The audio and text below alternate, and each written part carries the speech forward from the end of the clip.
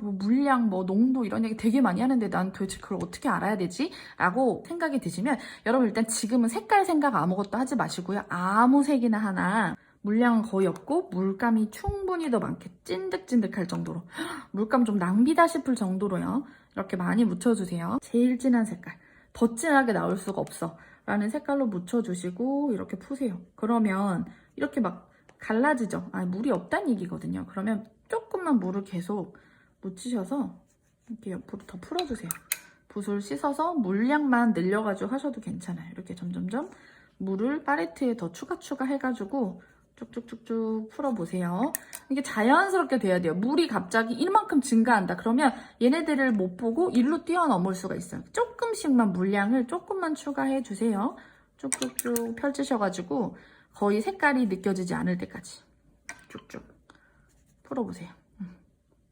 자연스럽게. 이게 왜 중요하냐면 이 물감에 따라서 이게 짧은 애도 있고 긴 애들도 있어요. 이렇게 다양한 색깔을 얘 하나만으로 쓸 수 있는 거예요.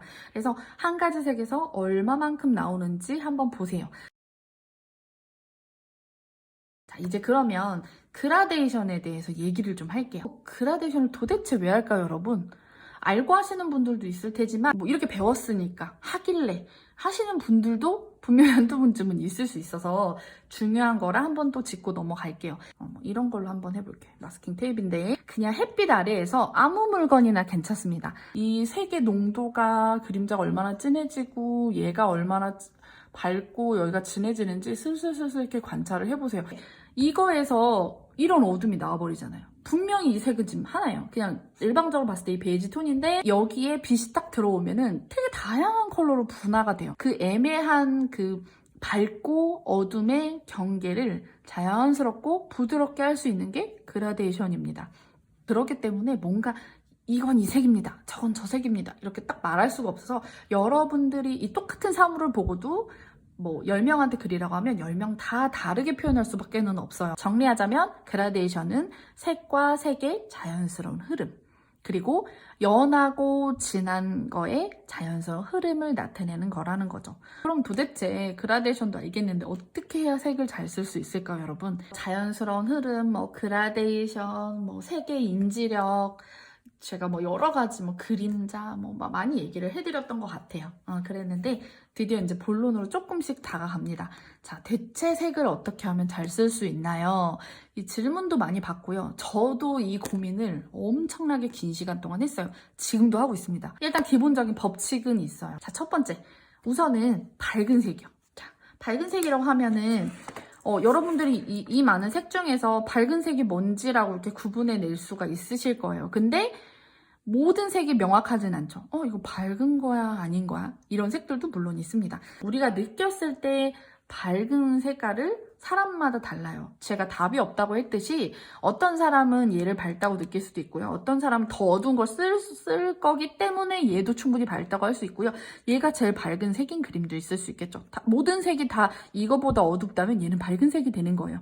그래서 자, 색은요 상대적입니다. 얘하고 얘를 비교했을 때 뭐가 더 밝죠? 얘가 밝죠? 이렇게 비교했을 때 애매해요. 밝은 색은요, 사물이 빛을 가장 많이 받는 그런 부분에 쓰여요. 예를 들어서 이파리가 있다고 생각을 해볼게요, 여러분. 이렇게 이파리가 하나 있습니다. 이파리가 이렇게 하나 있어요.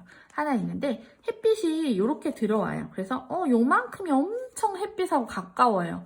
근데 이렇게 멀어질수록 햇빛하고 점점 멀어지겠죠. 얘는 별로 밝은 색이 아니거든요. 제가 지금 일부러 중간 톤을 집었는데 상대적으로 여기에는 제가 물을 많이 탔어요. 밝게 하려고요. 그리고 얘에서 멀어질수록 조금씩 물감을 더 많이 타가지고요. 안 밝게 해볼게요. 안 밝게. 자, 그 전에 얘기했던 그라데이션을 무지막지하게 써서 자, 무조건 얘를 중심으로만 밝게 하고요. 무조건 뒤는 그냥 다 어둡게 얘 포함되지 않은 애들은 점점점 어둡게 한번 해볼게요. 그러면 우리가 빛이 느껴지는지를 볼 거예요. 제가 이렇게 표시를 안 했더라도 이 그림을 보면 여기가 밝네. 그죠? 이건 애기들도 알 거예요. 그러니까 너무 쉽죠. 사물이 빛을 가장 많이 받는 부분은요. 물도 많이 써주고 혹은 물을 안 써도 상관없어요. 그냥 이런 선택을 할 때 밝은 색을 써주는 거죠. 빛에서 멀어질수록 그냥 진하고 덜 밝게 해주시면 됩니다. 너무 쉽죠? 어떻게 보면. 그래서 정답이 없어요. 근데 색이 바뀐다고 문제가 될까요? 지금 제가 이것도 여러분 초록색의 하나인데 여기만 똑같은 잎인데 저는 똑같은 환경에서 두 가지 잎을 그려볼게요.